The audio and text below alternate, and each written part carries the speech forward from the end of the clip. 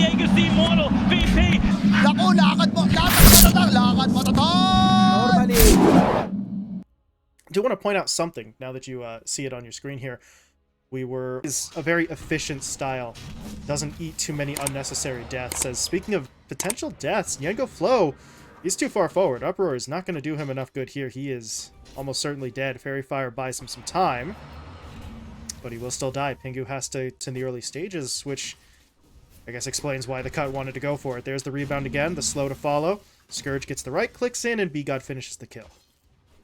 Yeah, and there's a great start for the cut. And to just sort of drive the final point home, looking up top, Nick, he doesn't care. Maybe he puts an extra point into the reactive before any sort of damage spells just to be safe, but BTS and Genic don't have the damage that they would need to actually burn through him quickly as speed, so let's take what you can. And speaking of taking what you can, Ravens are actually going to get onto Nick, so, well, that's my mistake. I said before I didn't think they would have the damage, and this is why. They completely ignore the boar. BTS just goes for a second point in the axes, and that's enough for them to find that kill, but it comes at a cost once again. Second death. Nico, he just used everything. Oh, again, though.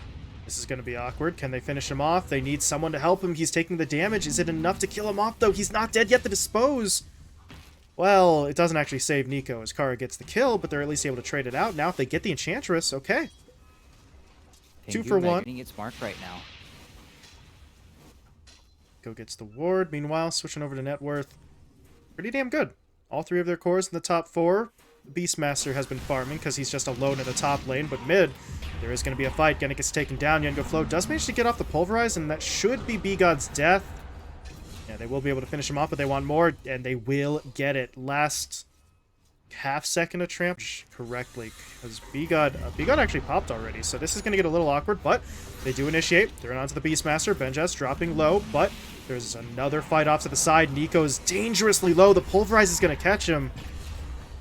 They will be able to finish off that kill. 1 for 1. Genic, okay, he stole Shane. Pingu, meanwhile, channels out the ult. They'll find 2 kills. It's a triple for Nick. Can he somehow get an ultra here? Genic does have Chain, so I don't know if he's really going to be able to chase in, and he's going to look for the fight. There's the onslaught. He doesn't have the mana for the Pulverize, though, and he now realizes that, but there's the freezing field out from Pingu into the rebound dispose combo, and this is going to go pretty terribly. Yengo Flow now has the mana for the Pulverize, but it's not enough damage. He gets rooted up by Pingu, and it's another multi-kill for the... Shoot, one thing the cut is doing so well is, well, A, Nick is defending, and oh, Yengo Flow, oh, you're just stuck. Dispose, root, rolling thunder, he's gone, he's out of the fight, and now there isn't any fight to be had. They've just got to back away because they don't have roar. They used it on Nick earlier. Still Maiden's Courier, there it is. So 15-minute blink dagger coming in, and Yengo Flow, I don't think you want to be here. He is only now going to be figuring that out, though, and he might be in some serious trouble, but the focus is not... It's a little bit of a swing. Anybody want it? Anybody gonna set a courier? Anybody even know that it's there? I mean, Nick pinged it out, but the Ravens might not have actually seen it, but they don't care. They've got bigger fish to fry. They've spotted Scourge in the exact same spot that they were able to finish him off once before. And all of a sudden, things are starting to look quite a bit nicer. If they could get Pingu as well, he's still on that godlike spree. Give it to Yengo Flow. No, BTS will take it, but that's a hell of a lot of gold for a Crystal Maiden. A little bit sad that they do have to play that waiting game now, but Scourge, ooh, he does not want to be sprouted. His teammates are kind of coming in. Pingu was just looking for the D ward, but he may have to back his teammate up. Scourge is getting hit. Can they get him with the Pulverize? No, they're going to roar first, so they don't have any sort of defensive play with the Sunder. Okay.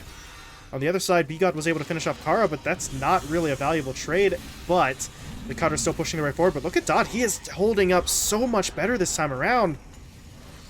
Well, he's okay, but this fight is really getting sort of mixed up. Pingu is going to get caught off to the side. They will finish him. But back in the lane itself, I think Genic is going to get taken down. But he kept Nick here long enough. Maybe the rest of the lineup can track him down. No, they are going to track him down. The problem is the Nature's Prophet was so far out in front, DT, that he ends up dying. But if they can finish off this trade, it's going to be worth it. And now Nico, okay, goes in, has to blink all the way onto BTS, but he will find the kill. And now I think this one is just about over. Kara, oh my, Kara, holy, goddamn, Kara's just going to go all the way in, and he's got it. Yeah. The shard as well, so he's got the Demon Zeal, which It's not really the most popular in the world among the Terrorblade players, but if it's free, you take it, as there's a roar up top. They've locked Nico down. They're going to be able to finish him off, and now Genic just stole rebound. That is quite nice. They've got more lockdown to work with. On the Rubik, if he pops BKB, I feel like he's just going to get right-clicked to death and now look mid. Not level 20, but oh, Scourge. Oh my god, he's just getting blown up. First life down. Now the BKB. question is, can they keep the rest of the cut at arm's length, though? As they do get the lockdown, he didn't pop the BKB in time. He's still dropping low. The Pulverize locks him in. They find the kill. This is disaster territory for the cut. They are going to be able to get a couple of kills. Actually, just the one on Genic in exchange. The cut buying a little bit of time, but now what is this? Genic? Very far forward. He's able to use telekinesis to get himself out as Nick... He actually missed with the chain, but they'll still find the kill. So they take down the Rubik, but now they're going to need a little bit more. They're trying to focus on Yengo Flow. He's going to get the Pulverize off. Meanwhile, Pingu tried for a freezing field. It's canceled fairly quickly, but this is still not the fight that Ravens wanted. They need to focus down Scourge, or at least kind of shut him down for most of that fight. Instead, he was just free to fire away from a insanely... Rapier just yet. I think they will be able to scout it out on that illusion from the Enchantress, but Nengo Flow, he does not want to start off by getting Roaring Death. Well, there's the initiation. Benjes, he didn't get the roar off. He's not able to get the lockdown. Now he'll pop it, but at this point there's no one to actually hit Scourge, so he's okay. Holding on the back line. Yengo Flow, meanwhile, getting punished over to the east. They weren't able to take him down just yet, but the fight is moving on. They're trying to get onto the Nature's Prophet, not able to finish him off just yet as Benjes blinks in. Roar deployed. Scourge going to get locked down for now. Can they actually kill him off, though? They've got him in the Sprout. He needs a Sunder target. Needs anyone to save himself here, as he's just trying to lifesteal his way through it with the Satanic, and that might actually work, ET. He's not dead yet. The sidekick even coming in, giving a little bit more, but Dodd back up with that second life. Can Scourge win this fight again? BKB deployed, but here comes Genic into the fight, using a stolen route to lock it down. Scourge hits the deck, so does the Rapier, and that might just be the end of it. Dodd's got the Rapier in hand. He's got no cooldown on that TP, and he wants to end the game right now. Yeah, and they they will. even just call it. Yeah. They get out in front. They know their Terrorblade doesn't have buyback. And what a pulverized angle, getting him on the low ground there. But even what almost felt like the first death of that Terrorblade kind of gets started back up again. But I feel like that's where the matchup... Position. It's just up to B-God if he can find something here. Kara is the easiest target they're going to find, and this is a guaranteed kill, so much so that they can just let Scourge. Yeah. Well, this feels like a just-in-case kind of move, though, because... Well, Dodd's not going to be that close unless he's that close by force, as B-God does make the move, and boy, the more things change, ET, the more they stay the same. B-God onto Dodd. Fight Pingu having some help from that Pine Cone, and he might actually be able to find this kill. Yeah, Genic's got to pop the Boundless, but he realistically needs to get away, and he will do so, but... It is a threat, right? The Enchantress can just sort of hit him up. The Pine Cone does the extra damage. Speaking of damage, though, B-God will get does not get punished there. Seemed for a moment like he was just going to get completely taken out. As what's going on up top? Is there another fight? Yes, there is. Genic in trouble. Turns around for the Boundless, though. Not enough to save him as Scourge finds the kill, but that sets up Benjaz. Soul Assumption into right click. We'll turn it into a trade. Yeah, and yet again, Benjaz's 4 dies in the lane. Benjaz gets a solo kill. Benjaz is almost level 6. Benjaz might be get dead. hit up here. Okay. That's not part of the Acorn. plan. Yeah. Fine, It's Benjaz taken is down. too strong. Did Dot died as well. There's that B-Gun initiation once again. That is a rough Down one, and now 2. they're going to look for Kara. There's the Dispose. Siphon goes off. Kara, that's an attempt with the Ink Swell, and it's actually a pretty damn good one. But B-God, I think they just overestimated their own damage, thought they could kill. A bit unfortunate if you're Ravens, because that tower was in deny range the whole time, and Yengo Flow left the lane. Maybe they can get a kill out of it as the Pulverize connects onto Nico, so they do manage to punish him, and they want even more. Pingu stunned up by the Inkswell. Dodd TP's in. They get the Silence. They get the Sprout. They get the kill. Yengo Flow picks up both. This is where you have to be careful. If you're Nico, you don't want to overload yourself, and this is the exact reaction he needs. Yeah. Even though it feels a little bit expensive to immediately commit the roll, honestly, without that, could have been a much hairier situation. And actually, Kara's going to turn around. He wants a 2-man stun. Yengo Flow's coming in with the trample. And Genic, Primal Springs in as well. That's a glitch on the Pulverize animation, but it does the job anyway. B-God's dead. And now if you're Nico, you have to run away. So, well, might be in position for a play on Kara. There's going to be the hit with the swashbuckle. Shield crash actually didn't hit. It's the enchant that comes in for the slow. But they're still pursuing the kill. Kara is going to get taken down. Genic is going to stun up one. But now Nico comes in with the Rolling Thunder. I don't think they want to take this fight any longer, but Benches is already in. Yengo Flow's coming over as well. I don't really know what they can do here. Dodd, though, is going to join the fight, and maybe with his firepower something can happen. Yengo Flow missing with the onslaught, but he is going to try to push forward anyway. I think they should be able to finish off Nick, and they will do exactly that, but the amount of heroes ET that they had to just bring to that fight. But without it, They see it's Scourge. looking the other way. They're Yeah, going to get him with troll. the first stun. Only one for now. There we go. Second stun comes in. Pulverize will be there. Troll doesn't have the chance to ult. He's going to get taken down. And Kara actually got off the Soulbind here as well, so the Soul Assumption's hitting onto multiple targets. Kara does have to sacrifice his life. But they are trying to turn this fight around. Benjaz, though, is not going to make it out, and that was a bit of an scan, though. Can't believe they're not using it. This is just too sneaky. They don't even think it's happening, and now, yeah, by the time Genic finally says, hey, Wow.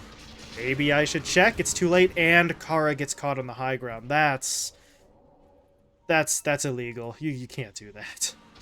For Ravens, if they can use that extra lockdown, but seems a little bit strange for him to be going for it, and now he's not going to be able to get himself bot to potentially help Kara. As Nico is going to roll his way in. There's going to be the first half of the Soulbind, but there's no one for it to latch onto.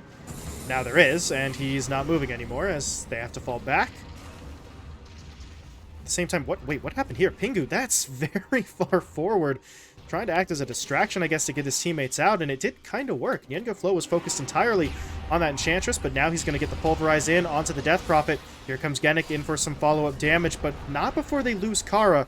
And this fight is starting to get a little bit complicated, but Nick dropped low. Yengo Flow able to finish him with the trample, but now Scourge is going to get involved, pushing his way into the fight, holding onto the Battle Trance and the BKB, but, well, without activating either one of them.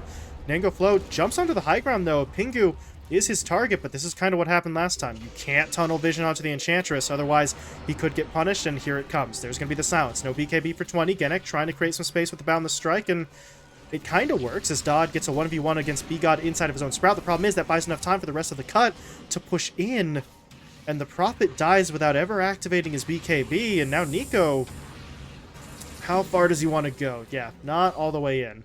Just a kill on Kara there that you'd be risking your life for, but hey, RC for Nature's Prophet's going to work just fine. They can finish off the tier. I think that's where B-God maybe just made one mistake, but that's where they are kind of satisfied with that. And then mid, Genic, he's got the Orchid. This is enough damage. Oh, the bash. Well, No spells from Monkey King, and now you're dead too. one bash changes the entire outcome of that one as Nico walks away with a double kill, and yeah, Genic does have the Orchid, but if nobody cohesion, don't get crazy. Low and slow to try and close things out. Do it again. Well, B-God's in a little bit of trouble here, but if he's the only one to die, I think they're going to be okay with this, because Nico was able to step away. Nico, though, gets a little greedy. He wants the kill. He's going to get it. B-God, meanwhile, didn't actually die. He is walking away. Now Benjaz is the one in trouble. He's going to get hit by the inhibit from the Diffusal Blade.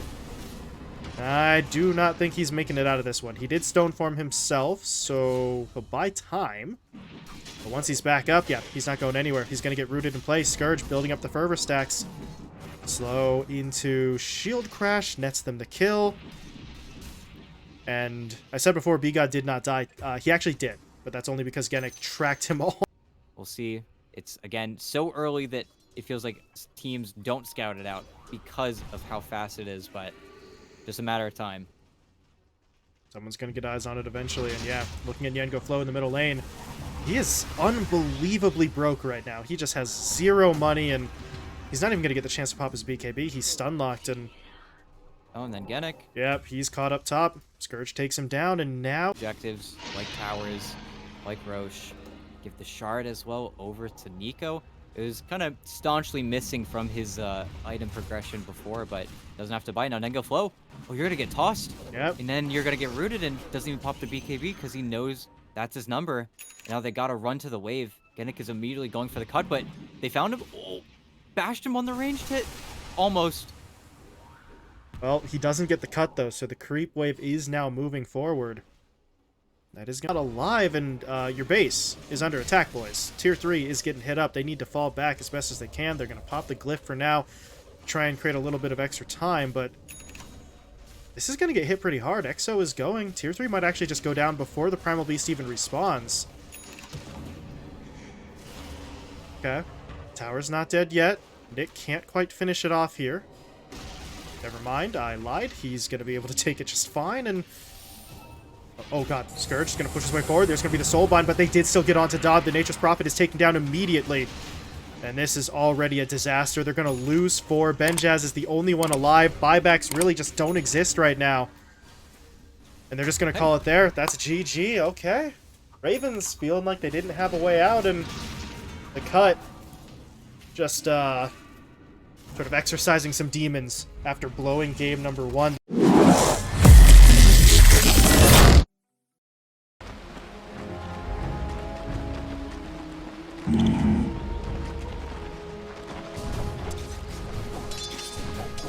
Right.